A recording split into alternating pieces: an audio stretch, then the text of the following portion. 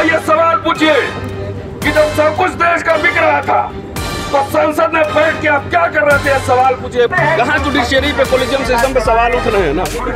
और देखिए, सरकार जैसी होती है उसका जज भी वैसा होता है। 2 बार चाहे SC/ST एक्ट का मसला हो, चाहे रोस्टर का मसला हो, सुप्रीम कोर्ट ने हमारे खिलाफ वर्डिक्ट दिया था। तो 2 बार जब हम लोग सड़क पे उतरे तो सरकार को झुकना पड़ा ना। तो इस सरकार बहुत चतुर सरकार है, जनम लीला वाली सरकार है। ये कहती कुछ और है और जो अपने नहीं कर सकती है वो कोर्ट से करवाती है। पॉलिटिकल पार्टीज भी जिस तरीके से काम करती हैं, फिफ्टम की तरह, प्राइवेट लिमिटेड कंपनी की तरह, तो ये पैराडॉक्स नहीं है कि दुनिया की सबसे बड़ी लोकशाही चला रही हैं लेकिन आपके पार्टी के अंदर में लोकतंत्र नहीं है। तो जब लोकतंत्र नहीं होगा और देख के मीडियोकर सब जो होंगे, मैं तो आह्वान कर रहा हूँ कि जितने पढ़े लिखे नौजवान हैं ये सब राजनीति ज्वाइन करो, सब पॉलिटिक्स ज्वाइन करो। सारे हमारे ड्रीम चले जाते हैं नौकरी में, ब्यूरोक्रेसी में। तो इसी तरह से रीढ़ विहीन ऊना पैक का बाई प्रोडक्ट लोग सांसद और विधायक बनता है, मंत्री बनता है, जिसको बोलने नहीं आती, जवान नहीं। हम लोग इस मंच के माध्यम से ये भी कह रहे हैं कि अब हद हो गई है। भारत के लोग, अगर नेता चुप भी रहते हैं, भारत के लोग खड़े हों और अडानी अंबानी जैसे कंपनियों को, they are businessman not industrialist, वो व्यापारी हैं, उद्योगपति नहीं है। क्योंकि आप इंडस्ट्रियलिस्ट भी कहते हैं तो उसमें भी थोड़ा मोरल एथिक्स होता है, इसमें कुछ भी नहीं है। अब समय आ गया है कि इनके संपदाओं का, इनके संपत्ति का नेशनलाइजेशन करने का, राष्ट्रीयकरण करने का आंदोलन देशव्यापी चलाया जाए। अगर गैर कानूनी है, अगर संविधान प्रदत्त जो अधिकार है अगर वो नहीं है तो इस मंच के माध्यम से मैं सरकार को चुनौती देता हूँ कि इससे मुझे गिरफ्तार कर। ਜਾਤੀ ਤੋੜੋ ਸਮਾਜ ਜੋੜੋ ਦੇ ਨਾਰੇ ਨਾਲ ਡਾਇਰੈਕਟ ਇਨਲੈਟਰਲ ਐਂਟਰੀ ਦੇ ਵਿਰੋਧ ਵਿੱਚ ਪ੍ਰੋਫੈਸਰ ਰਤਨ ਲਾਲ ਅਤੇ ਕੈਬਨਿਟ ਮਿਨਿਸਟਰ ਰਜਿੰਦਰ ਪਾਲ ਨੇ ਜੰਤਰ ਮੰਤਰ ਤੋਂ ਦੇਸ਼ ਦੀ ਬਿਊਰੋਕ੍ਰੇਸੀ ਨੂੰ ਨਿੱਜੀਕਰਨ ਤੋਂ ਬਚਾਉਣ ਲਈ आंदोलन शुरू किया। संविधान के तहत ब्यूरोक्रेसी बनी थी और उसकी एक प्रक्रिया है। इलेटरल एंट्री ये है कि संविधान को ख़त्म करने की तैयारी शुरू हो चुकी है और ये बेसिकली है बोली लगा रहे हैं, प्राइवेट कंपनी से लाके और बैठाएंगे वहाँ पे। बोली लगाना है, ब्यूरोक्रेसी को बेचना है।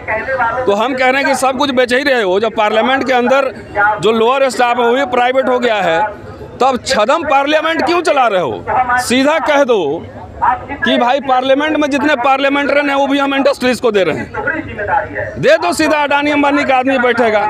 जितने इनके काम है इस सरकार के, अगर उठा कर देखेंगे तो पूरा वो जो है इंडस्ट्रियलिस्ट जो उद्योगपति हैं, अडानी अंबानी विशेष रूप से उनको फायदा पहुंचाने के लिए ये पूरा कार्यक्रम इनका चल रहा है। प्रोफेसर रतन लाल ने कहा कि देश ਦੀ ਬਿਊਰੋਕ੍ਰੇਸੀ ਨੂੰ ਨਿੱਜੀਕਰਨ ਦਾ फैसला करके देश ਦੀ आम ਅਤੇ मेहनतकश लोगों ਨਾਲ अन्याय किया जा रहा है। लैटरल आरक्षण क्या है? आरक्षण को पहले ऐसे समझिए कि आरक्षण क्या है। वो एक अवसर है, आरक्षण एक अवसर है। उसी तरीके से जो IAS का एग्जाम देता है वो भी एक अवसर है और सबके लिए अवसर है। जब आप कोई परीक्षा ही नहीं लेंगे तो चाहे किसी जाति समुदाय का हो, वो सीधे जो है वहाँ पहुँच नहीं पाएगा।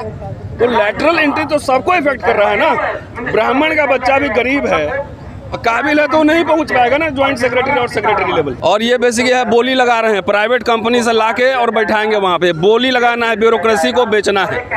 तो हम कह रहे हैं कि सब कुछ बेच ही रहे हो। जब पार्लियामेंट के अंदर जो लोअर स्टाफ है वो भी प्राइवेट हो गया है, तब छदम पार्लियामेंट क्यों चला रहे हो? सीधा कह दो कि भाई पार्लियामेंट में जितने पार्लियामेंटेरियन हैं वो भी हम इंडस्ट्रीज को दे रहे हैं। दे दो, सीधा अडानी अंबानी का आदमी बैठेगा। जितने इनके काम है इस सरकार के, अगर उठा कर देखेंगे तो पूरा वो जो है इंडस्ट्रियलिस्ट जो उद्योगपति हैं, अडानी अंबानी विशेष रूप से उनको फायदा पहुंचाने के लिए ये पूरा कार्यक्रम इनका चल रहा है। ब्यूरोक्रेसी ਨੂੰ ਵੇਚਣਾ ਮਤਲਬ ਪੇਸ਼ਵਾ ਰਾਜ ਲਿਆਉਣ ਦਾ ਸਿਗਨਲ ਦਿੱਤਾ ਗਿਆ ਹੈ।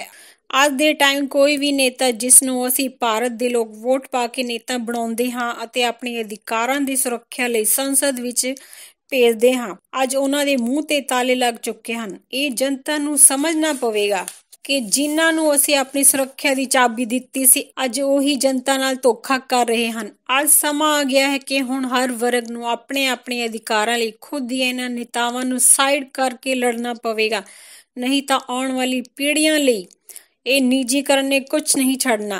क्योंकि सरकार संविधान को मानने वाली सरकार नहीं है। हर सरकार का एक दर्शन होता है। कांग्रेस में डॉक्टर अंबेडकर मिनिस्टर थे।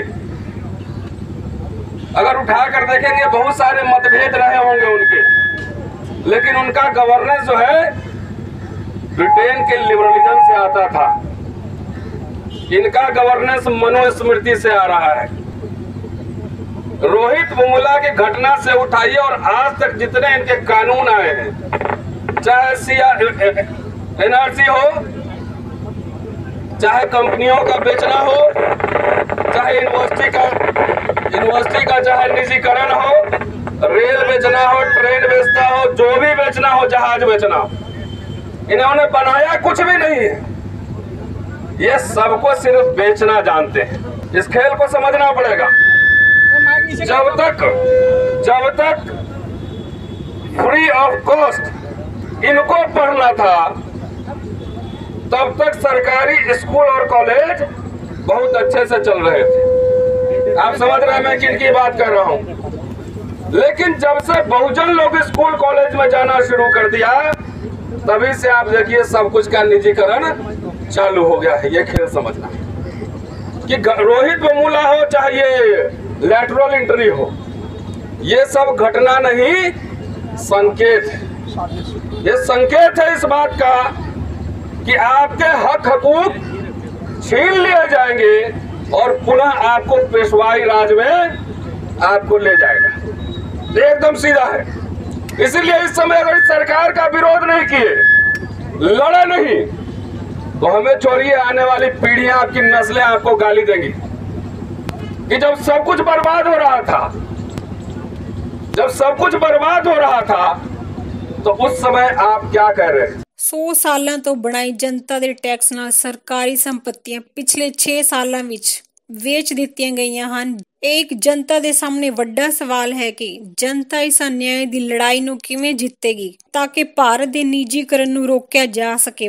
ਵਰਨਾ ਉਹ ਦਿਨ ਦੂਰ ਨਹੀਂ ਕਿ ਕਦੋਂ ਇਹ ਸਰਕਾਰਾਂ ਭਾਰਤ ਦੀ ਜਨਤਾ ਦਾ ਹੀ ਨਿੱਜੀਕਰਨ ਕਰ ਦਵੇ। ਇਹ ਜੋ ਕੁਝ ਵੀ ਹੋ ਰਿਹਾ है इसका मतलब कि गुलामी दबे पैर आ चुकी है। तो इसीलिए जैसे रोस्टर का मसला था, रोस्टर का मसला सब लोग तो प्रोफेसर नहीं बनता, लेकिन अवसर था कि अवसर है कि 10 वैकेंसी खाली है, तो मेरे जैसे जो आम घर से गांव के रहने वाले लोग आके पढ़ लिख के यहाँ प्रोफेसर बने ना। अगर ये अवसर ही नहीं रहता तो हम कैसे बनते। उसी तरह IAS ऑफिसर बनना या कोई ऑफिसर बनना वो एक अवसर है। वो अवसर भी ये भाजपा सरकार ये बेच रही है। शिक्षक का क्या काम है? शिक्षक का काम सिर्फ पेट पालना नहीं है, अपने समय के ज्वलंत प्रश्नों पे उसकी समीक्षा करना है, आलोचना करना है और जरूरत पड़े तो अन्याय करने वाले सरकार के खिलाफ आंदोलन करना है। ये बात कहा था डॉक्टर अंबेडकर ने। अब बोली लग रही है आयरन गेट की। ISO कहते थे इंडियन ब्यूरोक्रेसी को कि आयरन गेट है, कोई तोड़ नहीं सकता है। लेकिन विडंबना ये है कि आयरन गेट वाले भी चुप बैठे हुए हैं। IAS लॉ भी क्या कर रही है, ये भी सवाल है। क्या उनका भी डोजियर बन के रखा हुआ है? क्या नेताओं का भी सुनते हैं कि डोजियर सबका बना हुआ है, ED और इनकम टैक्स। तो ये सवाल हम लोग अपने हिस्से का काम कर रहे हैं। भाई राजेंद्र पाल गौतम जी दिल्ली में है, हम लोग लगातार चाहे EVM का मसला हो, सब एक ही दर्शन का अलग अलग है। ये डिस्को है, एक ही फिलोसफी से आ रहा है EVM भी। मैं इस मंच के माध्यम से ये भी मैं कहने जा रहा हूँ कि चुप्पी तोड़ो अपनी, जेल जाने से मन डरो। डॉक्टर अंबेडकर ने लिखा है कि अपने हक हकूक के लिए, अपने समाज के लिए जेल भी जाना पड़े तो इससे डरना नहीं है। जेल जाना कोई साधारण लोगों के बस की बात नहीं। तो ये सारे मुद्दे, चाहे कृषि बिल हो, चाहे लेटरल एंट्री हो, चाहे प्राइवेटाइजेशन हो, पहली बार 1,75,000 करोड़ का सब माल बेचा जा रहा है। अरे जब घाटे में है तो प्राइवेट कंपनी क्यों खरीद रही है भाई? समझाओ ये देश की जनता। 131 सांसद बैठा हुआ है, क्या कर रहा है उसे पूछिए। वो वोट मैं प्रोफेसर बना हूं, मैं वोट लेके नहीं बना हूं, लेकिन वो वोट लेते हैं 5 साल और सरकारी टैक्स के पैसे से हवाई जहाज में घूमते हैं और एयर कंडीशन ट्रेन में घूमते हैं, एयर कंडीशन में रहते हैं। तो वो उनकी क्या जिम्मेदारी है? अपने नेताओं से पूछो। अगर वो जवाब नहीं देते हैं तो बहुजन का कायम करो और अपने समाज के अंदर से नया नेतृत्व पैदा करो। शुक्रिया साथियों, जय भीम। भारत संदेश ਲਈ रविंदर सिंह ਦੀ रिपोर्ट।